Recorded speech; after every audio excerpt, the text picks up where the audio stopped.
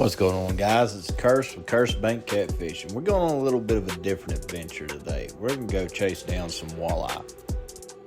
And we're going to do it in a spot that I used to fish all the time as a kid. If you don't know what walleye are, they are a predatory game fish. And they are fun to catch, and if you're into this, they are actually very, very delicious. But you can find these guys almost everywhere. They eat any other kind of fish that they can literally swallow. They get big and they can be small.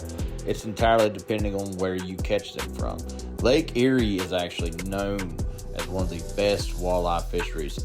Now, as for the canal, there are plenty of them here, and we can typically wear them out pretty good depending on the time of the year. My buddy Cody Taylor here, he does awesome with these things.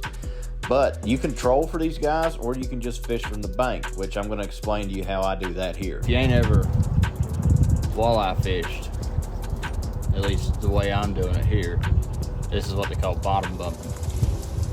And all we're doing is just bouncing and wait. So 2 bounces, wait, 2 bounces, wait. That wait period is where you're going to feel just the slightest thump. And if you watch here, you'll see what I'm talking about, the slightest thump. This is a swipe from a walleye. That's what you're feeling. As soon as you feel that, you set the hook. Walleye bite is crazy. Now, like I said, you can catch these guys bottom bumping or jigging or whatever you want to call it. You can catch them trolling. There's all kinds of different ways to catch them. They are a very aggressive fish, but when you're doing what I'm doing here, which is just bottom bumping or jigging the bottom, it is such a subtle hit that if you're not paying attention, you'll miss it. And they almost always hit it on the fall or whenever you are not jerking it.